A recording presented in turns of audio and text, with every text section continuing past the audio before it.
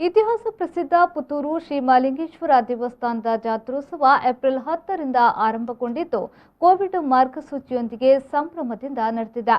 ನಿನ್ನೆ ಪುತ್ತೂರು ಒಡೆಯನ ಜಾತ್ರೋತ್ಸವ ಧ್ವಜ ಆವರಣದೊಂದಿಗೆ ಸಂಪನ್ನಗೊಂಡಿತು. ಏಪ್ರಿಲ್ 10ರಂದು ಶ್ರೀದೇವರ ಧ್ವಜಾರೋಹಣದೊಂದಿಗೆ ಜಾತ್ರೋತ್ಸವ ಆರಂಭಗೊಂಡಿದ್ದು ಏಪ್ರಿಲ್ 17ರಂದು ಬ್ರಹ್ಮರಥೋತ್ಸವ ನಡೆಯಿತು.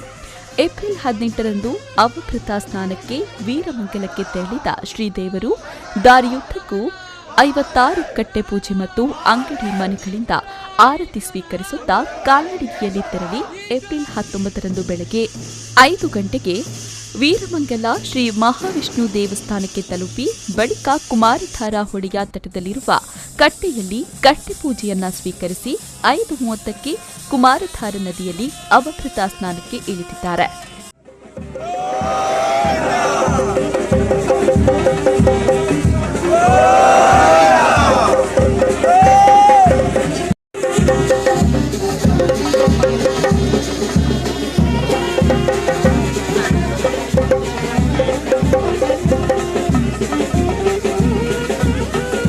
ಬಳಿಕ ಅಲ್ಲಿ ಸ್ನಾನ ಮುಗಿಸಿ ಸಂಜೆ 6 ಗಂಟೆಗೆ ಹೊರಟು ನದಿ ತಟದಲ್ಲಿರುವ ಕಟ್ಟೆಯಲ್ಲಿ ನೈವೇದ್ಯ ಮಹಾಪೂಜೆಯನ್ನ ಸ್ವೀಕರಿಸಿ ಓಡೋಡಿ ಶ್ರೀ ಮಹಾಲಿಂಗೇಶ್ವರ ದೇವಳಕ್ಕೆ ಬೆಳಗ್ಗೆ 8:15ಕ್ಕೆ ಆಗಮಿಸಿದ್ರು.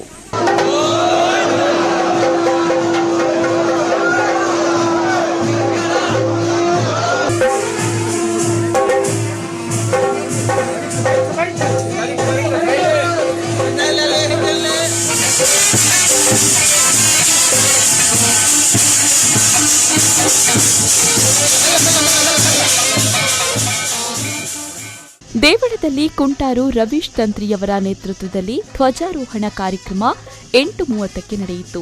ಆ ಮೂಲಕ ಪುತ್ತೂರು ಜಾತ್ರೆ ಸಂಪನ್ನಗೊಂಡಿತು. ದೇವಳದ ವ್ಯವಸ್ಥಾಪನಾ ಸಮಿತಿ ಅಧ್ಯಕ್ಷ ಮುಳಿಯ ಕೇಶವ್ ಭಟ್ ಅವರು ದೇವರ ಒಳ ಪ್ರವೇಶಿಸುವ ವೇಳೆ ಸಂಪ್ರದಾಯದಂತೆ ರಾಜಗೋಪುರದಲ್ಲಿ ನಿಂತು ತೆಂಗಿನಕಾಯಿಯನ್ನ ಒಡೆದು ದೇವರಿಗೆ ಸಮರ್ಪಣೆ ಮಾಡಿದರು.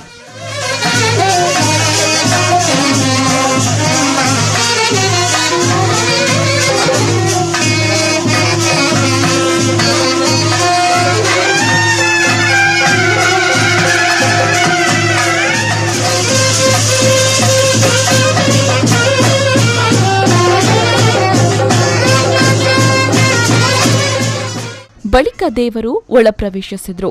ಜಿಲ್ಲಾ ಧಾರ್ಮಿಕ ಪರಿಷತ್ ಸದಸ್ಯ ಮುರಳೀಕೃಷ್ಣ ಹಸಂತಡ್ಕ, ವ್ಯವಸ್ಥಾಪನಾ ಸಮಿತಿ ಸದಸ್ಯರಾದ ಶೇಖರ್ ನಾರಾವಿ, ರಾಮದಾಸ್ ಹಾರಾಡಿ, Ramachandra Kamath, Dr Sudha S Rao, Veena B K, B Aithappa Naik, ದೇವಳದ ಕಾರ್ಯನಿರ್ವಹಣಾಧಿಕಾರಿ ನವೀನ್ ಭಂಡಾರಿ, ಕಚೇರಿ ವ್ಯವಸ್ಥಾಪಕ ಹರೀಶ್ ಶೆಟ್ಟಿ ಸೇರಿದಂತೆ ಹಲವಾರು ಮಂದಿ ಉಪಸ್ಥಿತರಿದ್ದರು.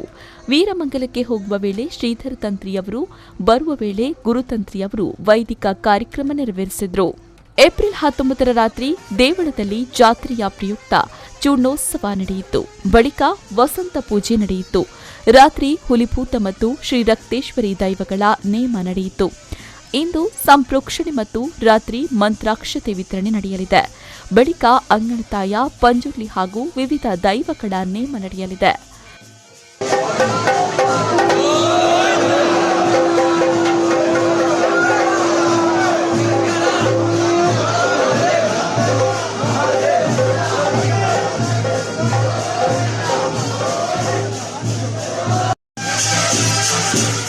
ಅನೀಶ್, ವಿ4 ನ್ಯೂಸ್, ಪುತ್ತೂರು.